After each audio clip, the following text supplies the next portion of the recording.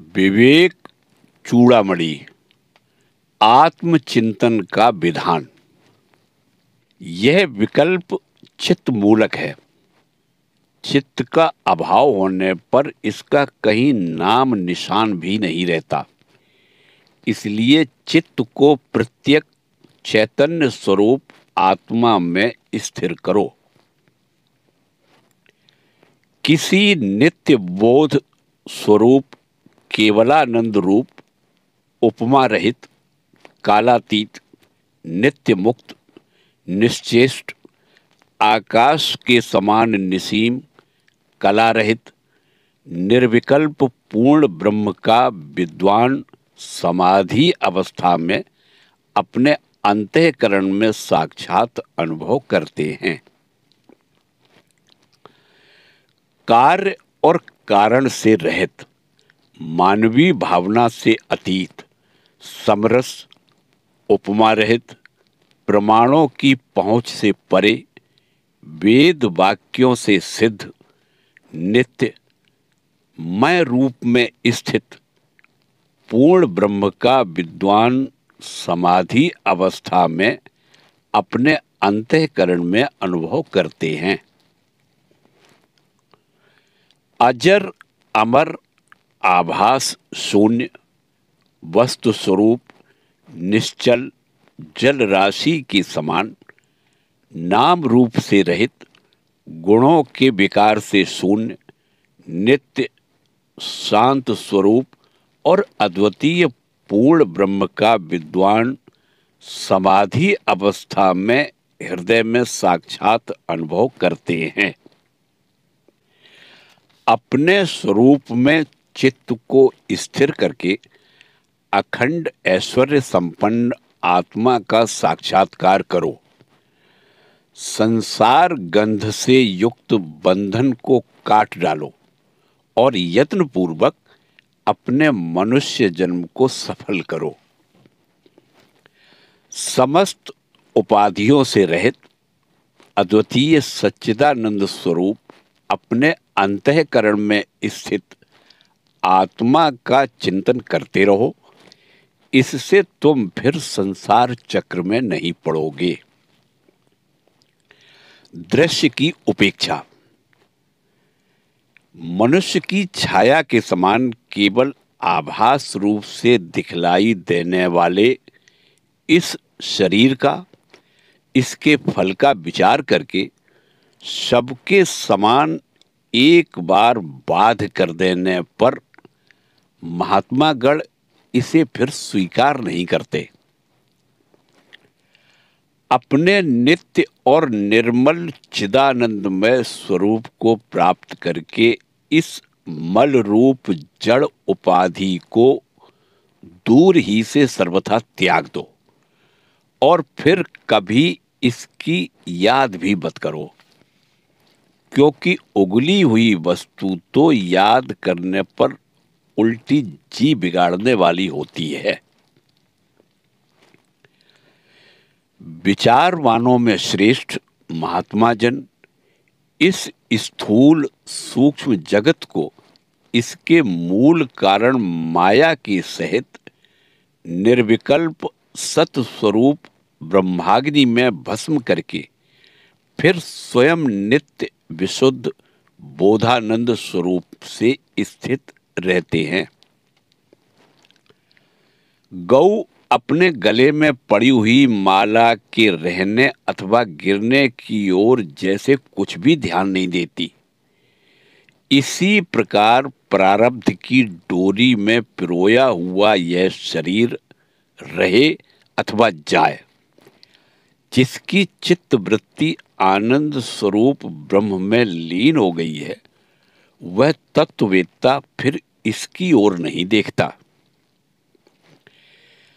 अखंड आनंद स्वरूप आत्मा को ही अपना स्वरूप जान लेने पर किस इच्छा अथवा किस कारण से तत्ववेत्ता इस शरीर का पोषण करे। आत्मज्ञान का फल। आत्मज्ञान में सम्यक सिद्धि प्राप्त किए हुए जीवन मुक्त योगी को यही फल मिलता है कि अपने आत्मा के नित्यानंद रस का बाहर भीतर निरंतर आस्वादन किया करे। वैराग्य का फल बोध है और बोध का फल उपरति अर्थात विषयों से उदासीनता है, और उपरति का फल यही है कि आत्मानंद के अनुभव से चित्त शांत हो जाए। यदि पिछली वस्तुओं की प्राप्ति न हो तो पहली बातें निष्फल हैं, अर्थात आत्म शांति के बिना उपरति, उपरति के बिना बोध और बोध के बिना वैराग्य निष्फल है। विषयों से निवृत्त हो जाना ही परम तृप्ति है और वही साक्षात अनुपम आनंद है। प्रारब्ध वश प्राप्त हुए दुखों से विचलित न होना ही आत्मज्ञान का सबसे पहला फल है। भ्रांति के समय पुरुष ने जो नाना प्रकार के निंदनीय कर्म किए हैं, उन्हीं को ज्ञान हो जाने के उपरांत वह विवेक पूर्वक कैसे कर सकता है। विद्या का फल असत से निवृत्त होना और अविद्या का उसमें प्रवृत्त होना है। ये दोनों फल ज्ञानी और अज्ञानी पुरुषों की मृग तृष्णा आदि की प्रतीति में उससे जानने या न जानने वालों में देखे गए हैं। नहीं तो यदि मूढ़ पुरुष के समान विद्वान को भी असत पदार्थों में प्रवृत्ति बनी रहे तो विद्या का प्रत्यक्ष फल ही क्या हुआ। यदि अज्ञान रूप हृदय की ग्रंथि का सर्वथा नाश हो जाए तो उस इच्छा रहित पुरुष के लिए सांसारिक विषय क्या स्वतः ही प्रवृत्ति के कारण हो जाएंगे। भोग्य वस्तुओं में वासना का उदय न होना वैराग्य की चरम अवधि है। चित्त में अहंकार का सर्वथा उदय न होना ही बोध की चरम सीमा है और लीन हुई वृत्तियों का पुनः उत्पन्न न होना ही की यह उपरामता की सीमा है। जीवन मुक्त के लक्षण। निरंतर ब्रह्माकार वृत्ति से स्थित रहने के कारण जिसकी बुद्धि बाह्य विषयों में से निकल गई है और जो निद्रालु अथवा बालक के समान दूसरों के निवेदन किए हुए ही भोग्य पदार्थों का सेवन करता है तथा कभी विषयों में बुद्धि जाने पर जो इस संसार को स्वप्न प्रपंच के समान देखता है, वह अनंत पुण्यों के फल का भोगने वाला कोई ज्ञानी महापुरुष इस पृथ्वी तल में धन्य है और सबका माननीय है। जो यति परब्रह्म में चित्त को लीन कर विकार और क्रिया का त्याग करके सदा आनंद स्वरूप ब्रह्म में मगन रहता है, वह स्थित प्रज्ञ कहलाता है।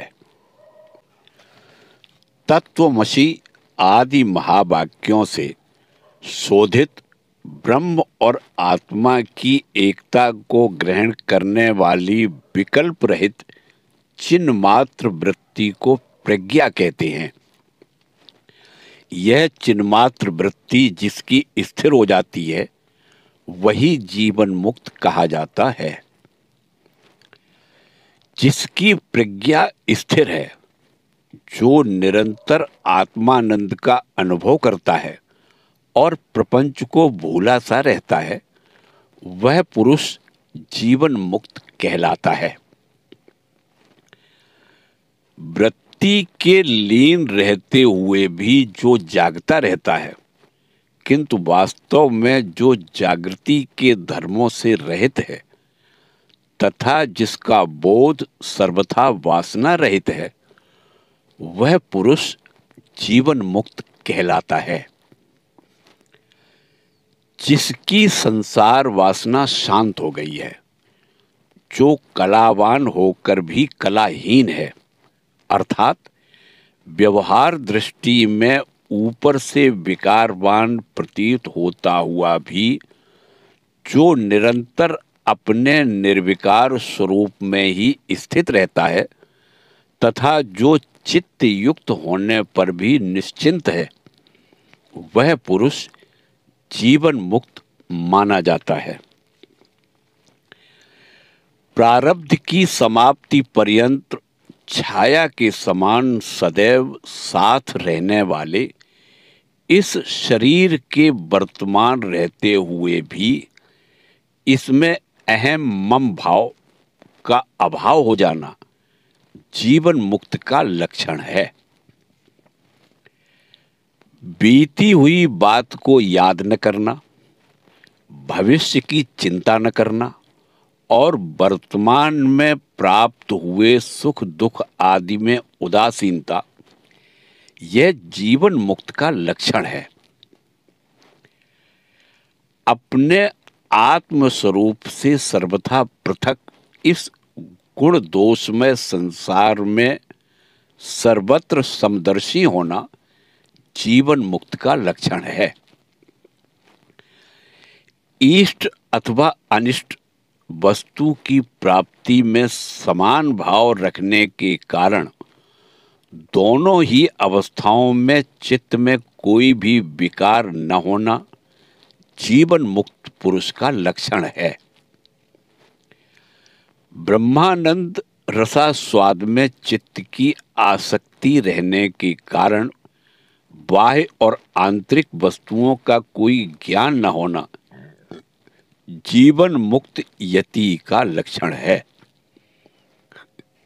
देह तथा इंद्रिय आदि में और कर्तव्य में जो ममता और अहंकार से रहित होकर उदासीनता पूर्वक रहता है, वह पुरुष जीवन मुक्त के लक्षण से युक्त है। जिसने श्रुति प्रमाण से अपने आत्मा का ब्रह्मत्व जान लिया है और जो संसार बंधन से रहित है, वह पुरुष जीवन मुक्त के लक्षणों से संपन्न है। जिसका देह और इंद्रिय आदि में अहम भाव तथा अन्य वस्तुओं में इदम भाव कभी नहीं होता, वह पुरुष जीवन मुक्त माना जाता है। जो अपनी तत्वावगाहिनी बुद्धि से आत्मा और ब्रह्म तथा ब्रह्म और संसार में कोई भेद नहीं देखता, वह पुरुष जीवन मुक्त माना जाता है। साधु पुरुषों द्वारा इस शरीर के सत्कार किए जाने पर और दुष्ट जनों से पीड़ित होने पर भी जिसके चित्त का समान भाव रहता है, वह मनुष्य जीवन मुक्त माना जाता है। समुद्र में मिल जाने पर जैसे नदी का प्रवाह समुद्र रूप हो जाता है, वैसे ही दूसरों के द्वारा प्रस्तुत किए विषय आत्म स्वरूप प्रतीत होने से जिसके चित्त में किसी प्रकार का क्षोभ उत्पन्न नहीं करते, वह यति श्रेष्ठ जीवन मुक्त है। ब्रह्म तत्व के जान लेने पर विद्वान को पूर्ववत संसार की आस्था नहीं रहती, और यदि फिर भी संसार की आस्था बनी रहे तो समझना चाहिए कि वह तो संसारी ही है, उसे ब्रह्म तत्व का ज्ञान ही नहीं हुआ। यदि कहो कि पूर्व वासना की प्रबलता से फिर भी इसकी संसार में प्रवृत्ति रह सकती है, तो ऐसी बात नहीं है, क्योंकि ब्रह्म के एकत्व ज्ञान से विषय का बाध हो जाने के कारण इसकी वासना मंद हो जाती है। जिस प्रकार अत्यंत कामी पुरुष की भी काम वृत्ति माता को देखकर कुंठित हो जाती है, उसी प्रकार पूर्णानंद स्वरूप ब्रह्म को जान लेने पर विद्वान की संसार में प्रवृत्ति नहीं होती। प्रारब्ध विचार।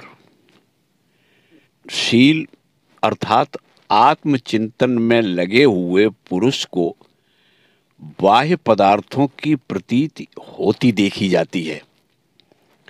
फल भोग देखा जाने के कारण श्रुति उसे उसका प्रारब्ध बतलाती है। युक्ति से भी जब तक सुख दुख आदि का अनुभव है तब तक प्रारब्ध माना जाता है, क्योंकि फल का भोग क्रियापूर्वक होता है, बिना कर्म के कहीं नहीं होता। जग जाने पर जैसे स्वप्नावस्था के कर्म लीन हो जाते हैं, वैसे ही मैं ब्रह्म हूं ऐसा ज्ञान होते ही करोड़ों कल्पों के संचित कर्म नष्ट हो जाते हैं।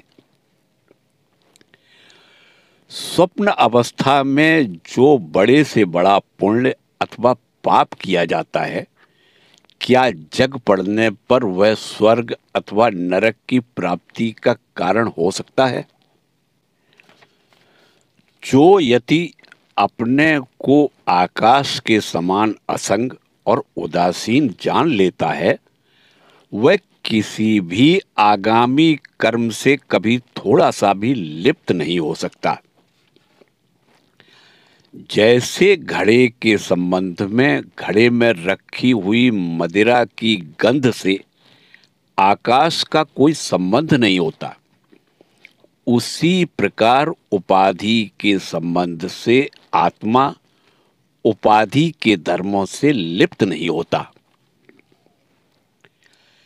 लक्ष्य की ओर छोड़ दिए गए बाण के समान ज्ञान के उदय से पूर्व ही आरंभ हुआ कर्म अपना फल दिए बिना ज्ञान से नष्ट नहीं होता।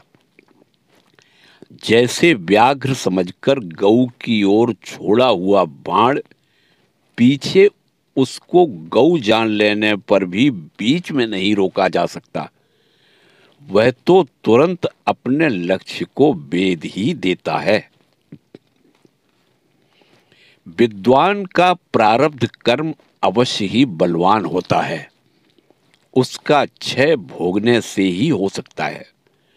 उसके अतिरिक्त पूर्व संचित और आगामी कर्मों का तो तत्व ज्ञान रूप अग्नि से क्षय हो जाता है, किंतु जो ब्रह्म और आत्मा की एकता को जानकर सदा उसी भाव में स्थित रहते हैं, उनकी दृष्टि में तो वे प्रारब्ध, संचित और आगामी तीनों प्रकार के ही कर्म कहीं नहीं हैं। वे तो मानो साक्षात निर्गुण ब्रह्म ही हैं। जो मुनि श्रेष्ठ उपाधि के संबंध को छोड़कर केवल ब्रह्मात्म भाव से ही अपने स्वरूप में स्थित रहता है, उसके प्रारब्ध कर्मों की स्थिति की बात स्वप्न में देखे हुए पदार्थों से जगे हुए पुरुष का संबंध बताने के समान अनुचित है।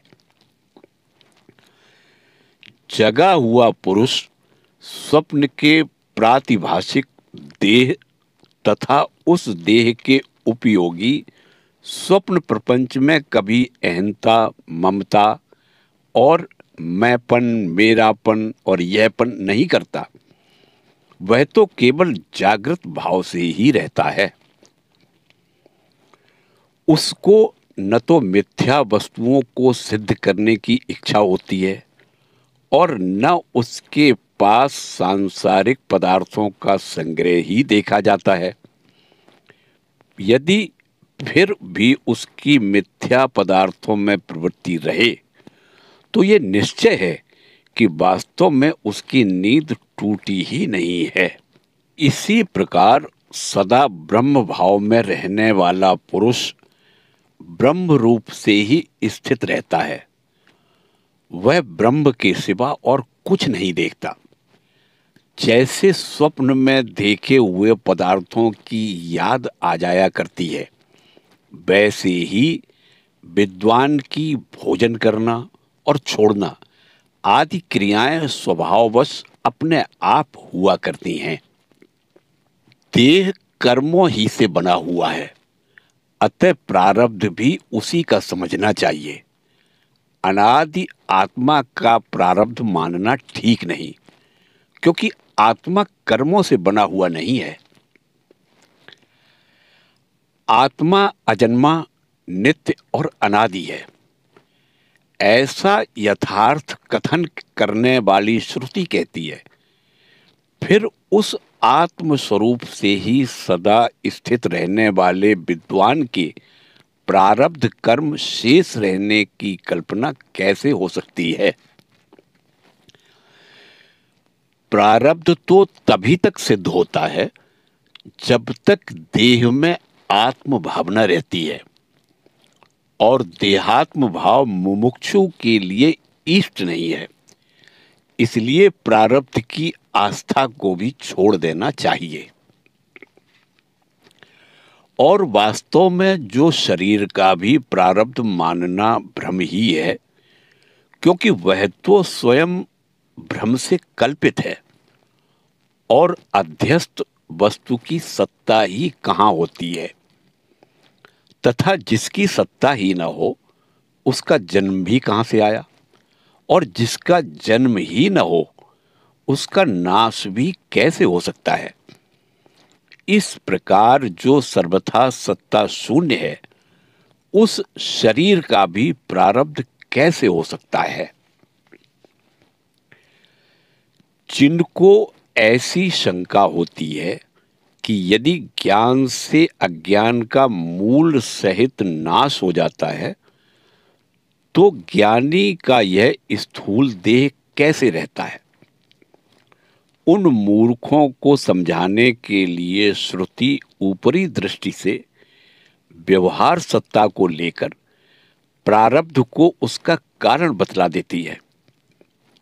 वह विद्वान को देहादि का सत्यत्व समझाने के लिए ऐसा नहीं कहती, क्योंकि श्रुति का अभिप्राय तो एकमात्र परमार्थ वस्तु का वर्णन करने में ही है।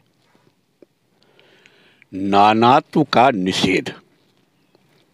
श्रुति कहती है, वास्तव में सर्वत्र परिपूर्ण अनादि अनंत अप्रमेय और अविकारी एक अद्वितीय ब्रह्म ही है।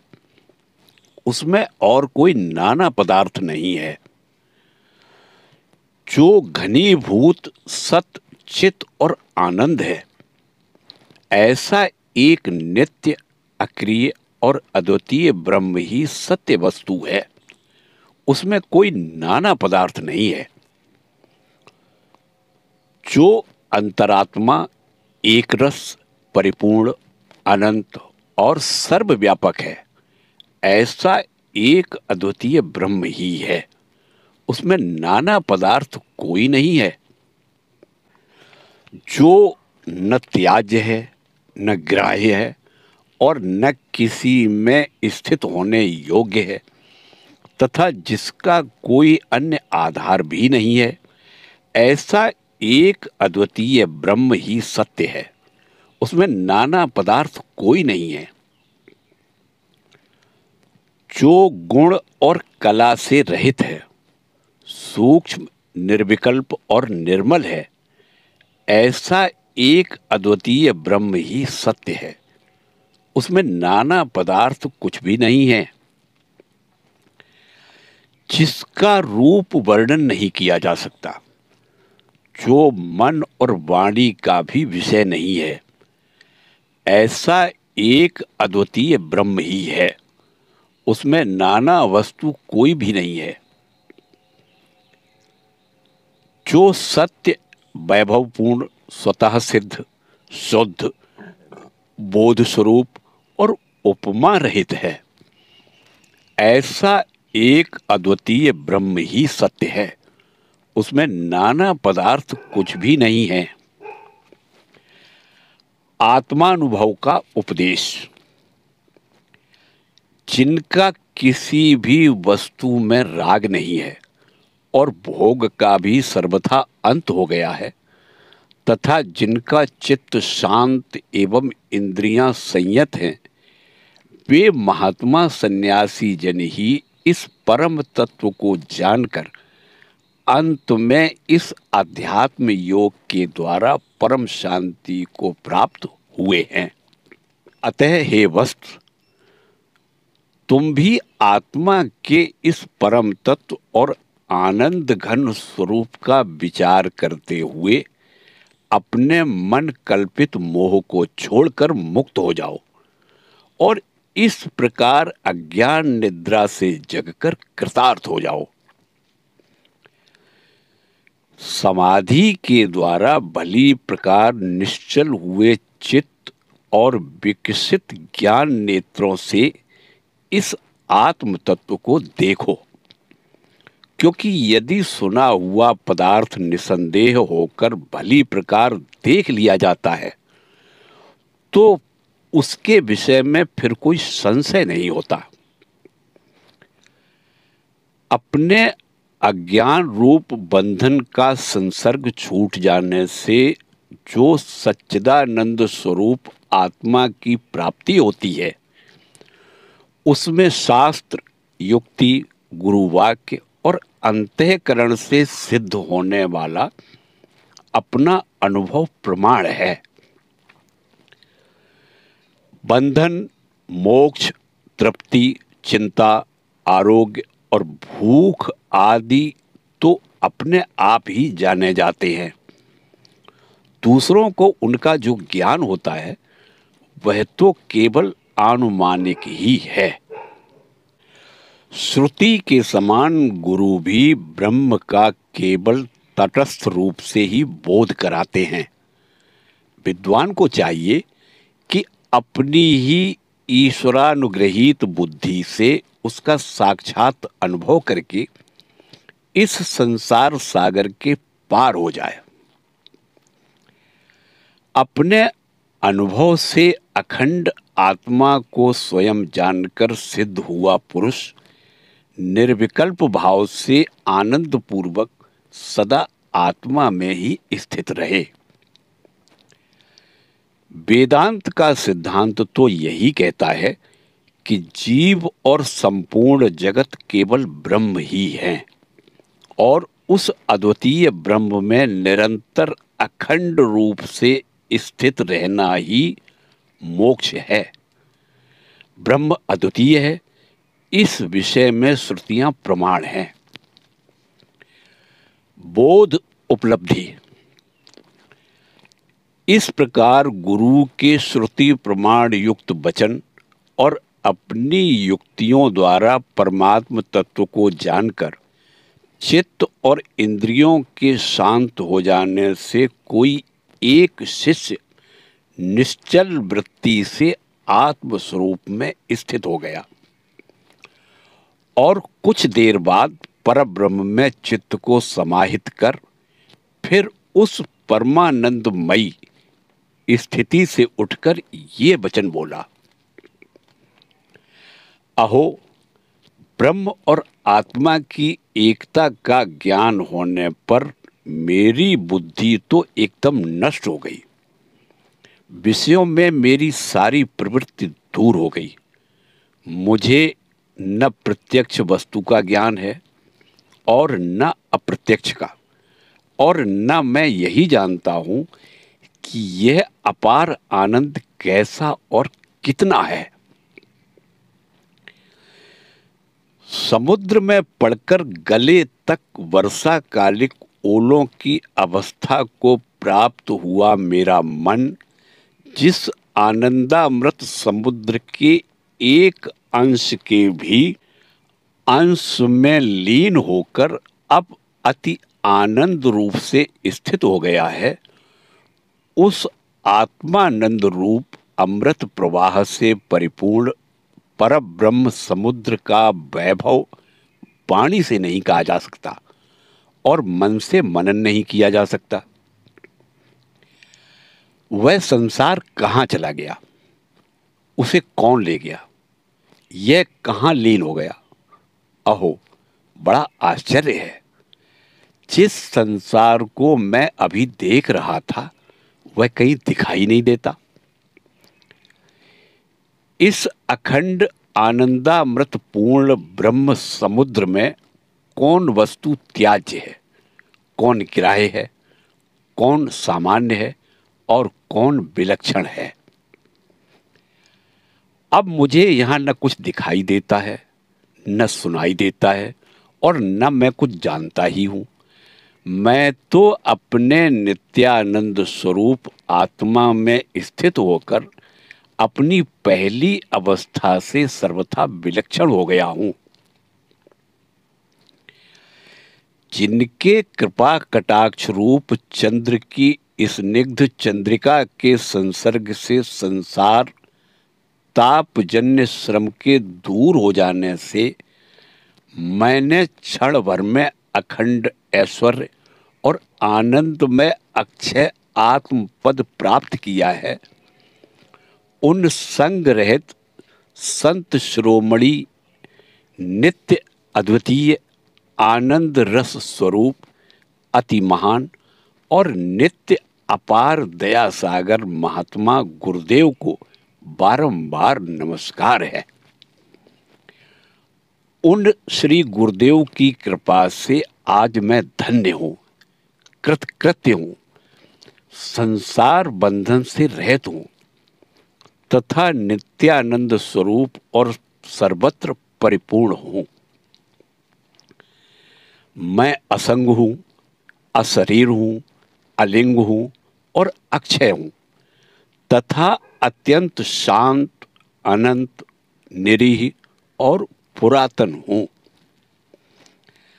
मैं अकर्ता हूँ, अभोक्ता हूँ, अविकारी हूँ, अक्रिय हूँ, शुद्ध बोध स्वरूप हूँ, एक हूँ और नित्य कल्याण स्वरूप हूँ। दृष्टा, श्रोता, वक्ता, कर्ता, भोक्ता, मैं इन सभी से भिन्न हूँ। मैं तो नित्य निरंतर निष्क्रिय, निसीम, असंग और पूर्ण बोध स्वरूप हूँ।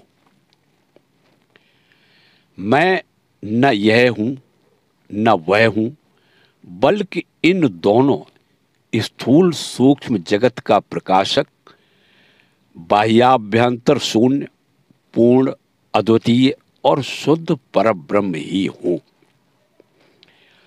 जो उपमा रहित अनादि तत्व, तू, मैं, यह, वह आदि की कल्पना से अत्यंत दूर है।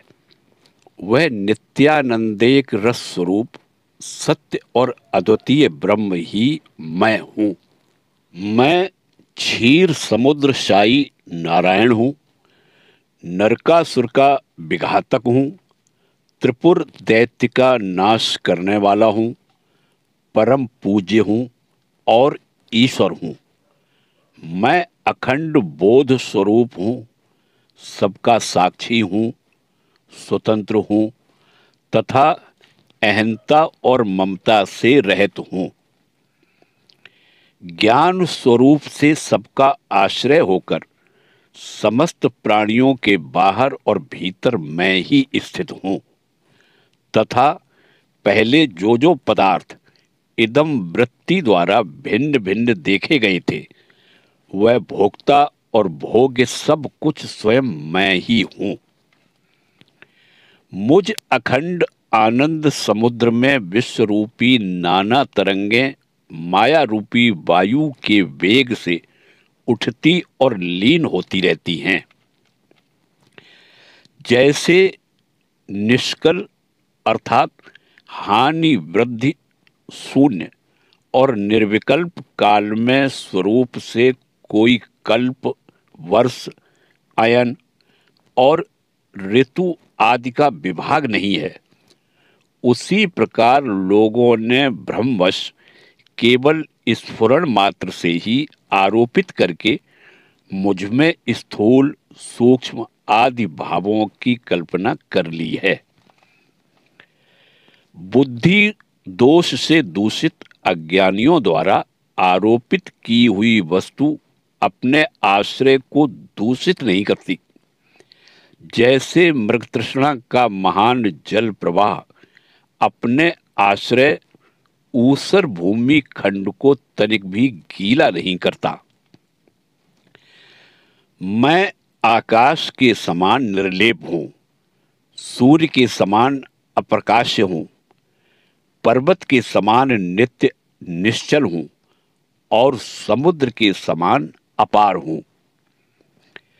जैसे मेघ से आकाश का कोई संबंध नहीं है, वैसे ही मेरा भी शरीर से कोई संबंध नहीं है। तो फिर इस शरीर के धर्म जागृत, स्वप्न और सुषुप्ति आदि मुझ में कैसे हो सकते हैं? उपाधि आती है, वही जाती है तथा वही कर्मों को करती और उनके फल भोगती है तथा वृद्धावस्था के प्राप्त होने पर वही मरती है। मैं तो कुल पर्वत के समान नित्य निश्चल भाव से ही रहता हूँ। मुझ सदा एक रस और निरवयव की न किसी विषय में प्रवृत्ति है और न किसी से निवृत्ति। भला जो निरंतर एक रूप घनीभूत और आकाश के समान पूर्ण है, वह किस प्रकार चेष्टा कर सकता है? इंद्रिय, चित्त, विकार और आकृति से रहित मुझ अखंड आनंद स्वरूप को पाप या पुण्य कैसे हो सकते हैं? और अनन्वागतम पुण्ये नानावगतम पापेन, यह श्रुति भी ऐसा ही बतलाती है। जैसे उष्ण शीत अच्छी बुरी कैसी ही वस्तु छाया से छू जाने पर भी उससे सर्वथा पृथक पुरुष का तनिक भी स्पर्श नहीं कर सकती, तथा घर को प्रकाशित करने वाले दीपक पर जैसे घर के सुंदरता, मलिनता आदि किसी धर्म का कोई प्रभाव नहीं होता, वैसे ही शरीर आदि दृश्य पदार्थों के धर्म उनसे विलक्षण, उनके साक्षी आत्मा को जो विकार रहित एवं उदासीन है, तनिक भी छू नहीं सकते। मनुष्यों के कर्मों में जैसे सूर्य का साक्षी भाव है, लोहे के जलाने में जैसे अग्नि की दाहकता है और आरोपित सर्पादि से जैसे रज्जु का संग है, वैसे ही मुझ कूटस्थ चेतन आत्मा का विषयों में साक्षी भाव है। अर्थात जैसे उनकी प्रवृत्तियां स्वाभाविक हैं, क्रियमाण नहीं, वैसे ही आत्मा का साक्षी भाव भी विषयों की अपेक्षा से स्वाभाविक है और वह उसकी क्रिया नहीं है। मैं न करने वाला हूँ, न कराने वाला हूँ, न भोगने वाला हूँ, न भुगताने वाला हूँ और न देखने वाला हूँ, न दिखाने वाला हूँ। मैं तो सबसे विलक्षण स्वयं प्रकाश आत्मा ही हूँ। जिस प्रकार जल रूप उपाधि के चंचल होने पर मूढ़ बुद्धि पुरुष औपाधिक प्रतिबिंब की चंचलता का बिंबभूत सूर्य में आरोप करते हैं, उसी प्रकार वे सूर्य के समान निष्क्रिय आत्मा में चित्त की चंचलता का आरोप कर मैं करता हूँ, भोगता हूँ, हाय मारा गया, ऐसा कहा करते हैं। घड़े के धर्मों से जैसे आकाश का कोई संबंध नहीं होता, वैसे ही यह जड़ देह जल में अथवा स्थल में कहीं भी लौटता रहे, मैं इसके धर्मों से लिप्त नहीं हो सकता।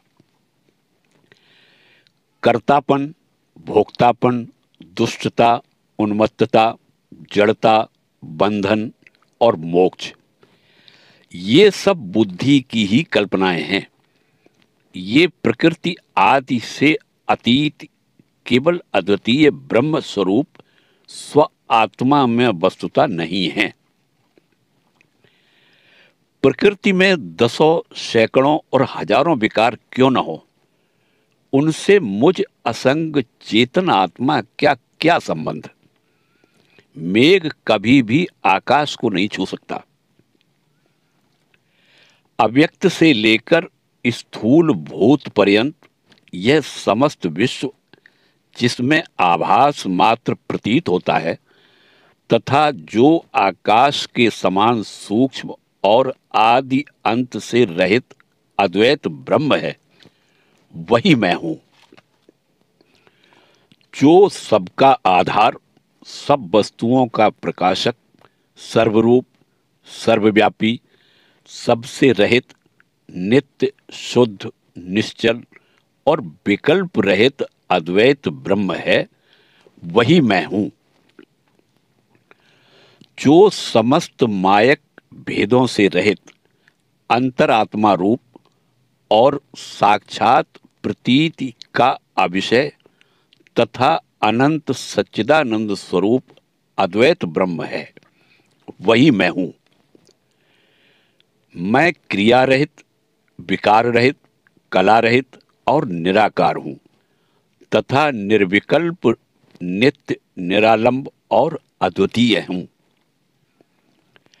मैं सबका आत्मा, सर्वरूप, सबसे परे और अद्वितीय हूं तथा केवल अखंड ज्ञान स्वरूप और निरंतर आनंद रूप हूं। हे गुरु, आपकी कृपा और महिमा के प्रसाद से मुझे यह स्वराज्य साम्राज्य की विभूति प्राप्त हुई। आप महात्मा को बारंबार नमस्कार हो। मैं माया से प्रतीत होने वाले जन्म, जरा और मृत्यु के कारण अत्यंत भयानक महास्वप्न में भटकता हुआ दिन दिन नाना प्रकार के तापों से संतप्त हो रहा था। हे गुरु, अहंकार रूपी व्याघ्र से अत्यंत व्यथित मुझ दीन को निद्रा से जगाकर आपने मेरी बहुत बड़ी रक्षा की है।